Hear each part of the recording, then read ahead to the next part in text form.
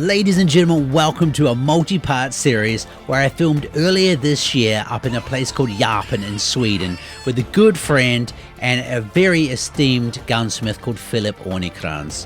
In this episode, we get a master class and an in-depth lecture like never before on how to mount a scope properly. As we mentioned in the introduction, Philip's going to take us through how you properly mount a scope. And basically, I'm going to get out of the way. We're using the Presidio 3 to 18 by 50, and we're using some worn rings as well. I was going to use the Hyperlight rings that they gave us, but Filip made a very good point that I should probably just do it once, do it right, and get some quick mounts, which are still worn quick mounts, which is great. So, yeah, I'm basically going to hand it over to you, buddy. I'm a gun maker since 30 years back, and I have the agency for Strasser rifles in Sweden and stuff. My main profession is gun making and writing as a gun specialist for newspapers and stuff like that. So that's a little bit about me. What I'm doing today is actually the Picatinny rail was mounted. Start by checking that out. So it's mounted to the standards that I want strength-wise, and just checking. I always do that every time I remount something, because I mean, when you shoot a rifle, the screws can actually unscrew themselves, and you know, when stuff starts moving, everything goes south. So I know that the Picatinny rail is properly mounted, and what I do now is something that I see quite a few people do. I use grease or an oil on the Picatinny rail, just a small amount to get the clamping of the rings to torque the way I want to. And this is actually not something that I've done my whole career. A good friend of mine, Håkan, he kind of pointed out the fact that the friction when mounting rings on a dry Picatinny rail is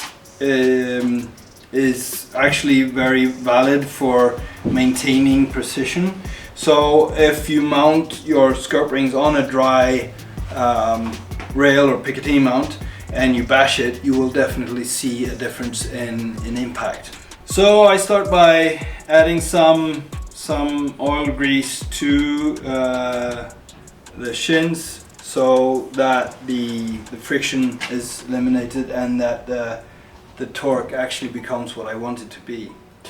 So using these worn mounts, I've been using them for over 20 years, and they are a bit trickier to mount compared to others, since they're cut vertically, but it's also a very good feature, since you don't get any torque as you could do from rings that you have a clamping lid over or cut in like quarter cut.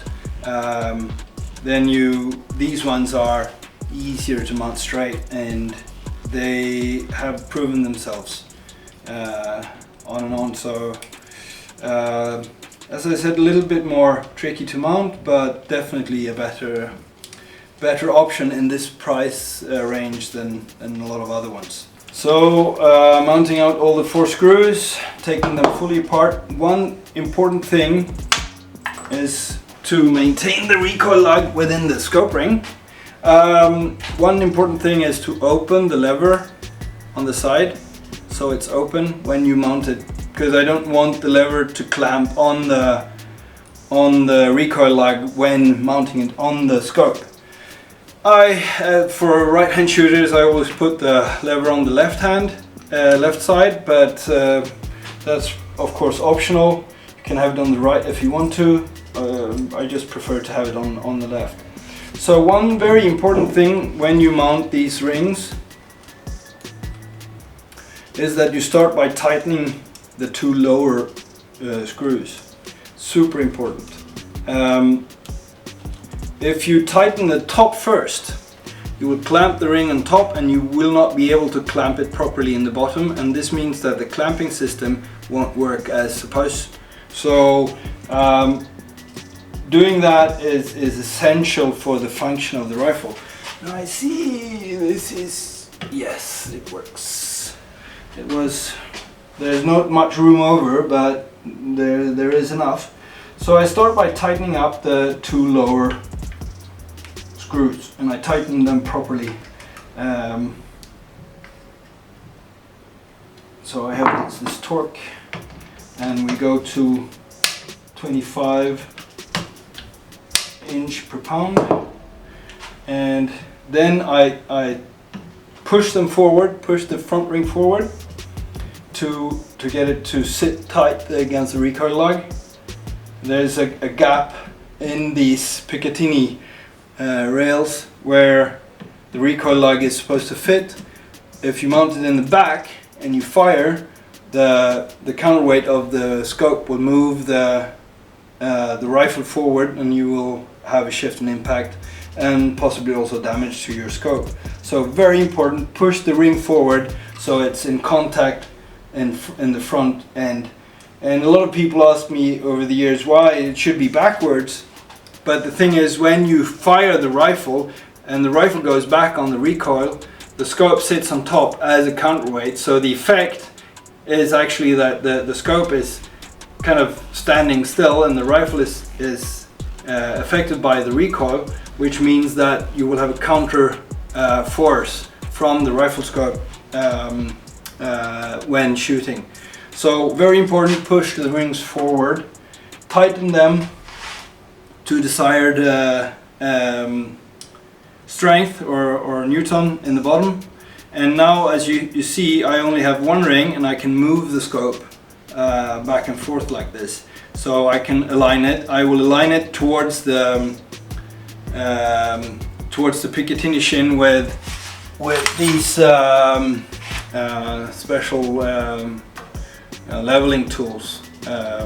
So I know I get it 100% straight towards the center of the rifle. So now it's time for you to try, Matt, to see where your eye is supposed to be, where you want the scope. I prefer to check both low magnification and high magnification. Okay, makes sense. Because you will have a shorter eye relief on a high magnification than on the low magnification. So standing shooting, I want to see that it fits you with a low magnification, because that's probably what you will be doing. You will have that magnification if you shoot something moving target freehand, and then like shooting long range, you will go up towards 18, and then you will have to be able to adjust for that. But the thing is, standing up shooting, your eye will be further from the scope than lying down. So normally you get that feeling of you get that automatically. You mount it for the low magnification, and then check it for the high. And don't mind if the rifle now is not, or the scope isn't leveled. We're not too worried about that. No, we will fix that later. The important thing now is to get the scope at the right distance. Yeah, good. So very good. And we need to raise this one a little bit. And so I think it's all kind of. No, it's awesome. Good. Yeah. And we have. We could have actually gone lower. There's a screw here that might screw it up a bit, but we could have gone even lower than the low mounts. Yes. So, which is good. I like low mounts. I mean, super low. Especially for hunting, I want good connections. I have that feeling. Now you have a adjustable cheek piece, which means that you could handle a high scope. But getting that high rise on your head with a high mount, I think that makes it a bit more difficult when you're lying down. So, and also the compactness, like shooting running targets and stuff like that. I always felt that it's the lower I can get a mount, the better, really. But also, this is individual. People like it differently, and a lot of the more modern scope mounts now for PRS and stuff, they are pretty high, but Yes. they're super sturdy. But then it's a kind of different ball game. So, but for hunting, I really like this. I think it looks more sleek and Yeah, sexy yeah. lower too. So, yeah. Yeah, if you're not sexy yourself, you can at least have stuff that Exactly. looks Exactly. sexy. Yeah. Exactly. I wasn't talking about No, you. but I mean it's you know, lingerie works too. Yeah. So now we are leveling the scope. Oh, actually, it's too low for these ones. Because what I do is normally I use these ones, but this became too tight, and it's due to the I center, see. like Yeah. the body of the scope. There's not enough room for To me to slide go it in in there. there. So what I normally do is I go in there and I tweak it like that, so I have 100% contact Yes.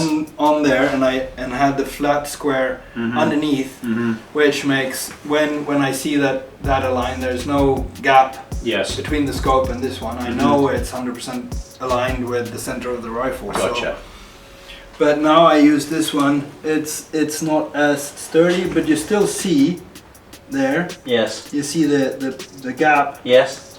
and I just do that there. So now we know it's aligned. Huh.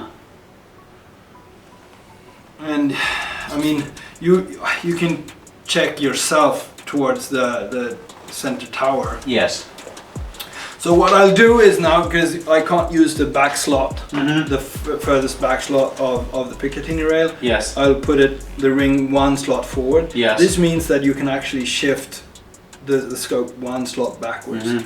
Important though is that now when you can shift, when you've had your other scope mount, you should remember that you should mount it in the most furthest slot. That makes sense. Because if you Come back. It's gonna come be- back one, then you might have an impact shift. Doesn't necessarily have an impact shift, Yeah. but it's normal. But I mean, like it's saying, having it in the front is not like a. You're never gonna forget that. So second ring, do the same procedure, going in, connecting.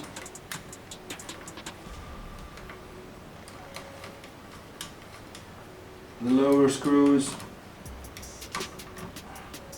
and just connecting the threads on the top one. Here you can see pretty clear that I can move this one a lot, so it's very important. Push it forward and lock it down to warrant says 25 lbs per inch, and so that's what we have for these screws. So I know they are to torque, push it forward once more, and then I clamp down on this one. So now I know that the clamping here is 100%. And I know the scope's level. We can check it again just because now we've fiddled with it, and just connect and go up, and it's straight. Really nice. And why is it important that the scope is aligned with the center of the rifle? Do you know that? Yeah, it's for the more longer distance shooting, right? Yeah. Yeah. And what people tend to forget is, like, you have a center of the rifle and you have a center of the scope. So this is the center of the rifle, like vertically, and the center of the scope. If these don't align, your eye will want the scope to align for your eye. Yes. Which means that you will do this. So the rifle will be folded like to the side. This means that if you adjust it to 100 meters, 100 yards, it will hit dead center on 100 yards. Yes. But after 100 yards, it will not go like the what you see on the crates, like the protrusion is like the trajectory. Trajectory, yep, that's one, yeah. Goes like this. Yes. It will go like that and then off to the side. So if you lean your rifle to the right, top to the right, you will have a right deflection, and the other way around. Yes. And if as soon as you do this, even if a little bit, I mean, a little bit, it won't hurt. Yes. But it will affect you when you get to the distances that we are shooting tomorrow. Yes. So aligning those two is super important, because the crosshairs will help you hold the rifle straight as well. Because even if you mount them straight and you lean the rifle, you will have the same problem. So that will add to the difficulty on shooting long range. So that's why a lot of people have the leveler and stuff to see that they hold their rifle straight. But we don't have that on hunting rifles. So then even more important perhaps to mount it perfectly. Gotcha. Always important. But so now we've leveled it, we've set the distance for your eye. Yes. And now we're just torquing down the top screws to the 25 lb per inch. Or 18 I think we said. Was it 18? Yeah, 18. It was 18, yeah, that's right. So we're doing lowering this one a little bit, and that's also a benefit of these rings is that the likeliness of you damaging the scope while using them is very low. Because these are, as they are cut, like perfectly vertical. Yes. As soon as you have the cuts like this, like two cuts over the top of the ring, and you cut it like this, 45, and you screw down the screws, the inner corner has a tendency to eat their way into the scope. And then warranties are normally fucked. So, but also that I feel that I get a very smooth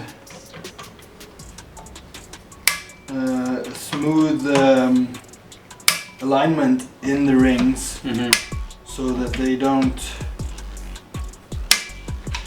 So I think we're done. So that they don't warp the scope. This is also something that one has to be aware of. Buying really cheap rings like it's quite common that they don't really align. And when you mount a scope into that and you warp the scope, or something that we see in the gun shop a lot is that people have different, not the correct front and back bases. So they either they don't line like this, or they don't line in height. Or both, or also doesn't line like that. So you can have 3 ways off. And then you warp the scope, and that will destroy the scope in the long run, and perhaps also fuck up the possibilities for adjustment. It didn't sound good at all. And these the magnification, stuff like that. So very important. Like on this rifle, we have a full shin, which makes it, you know, the likeliness of it warping is very high compared to having 2 bases. So even if you have a new rifle and you buy one of these packages where there's a scope and rings and stuff coming along, you get the cheap stuff. And then you have to be very thorough in mounting. Because the cheap stuff can work fine. But you have to be thorough in mounting. And of course, if you buy a really expensive scope and you fuck this up, you make marks to the scope, then warranties are gone. And yeah, you don't want that. So mounting is imperative for a good possibility to perform on the range first.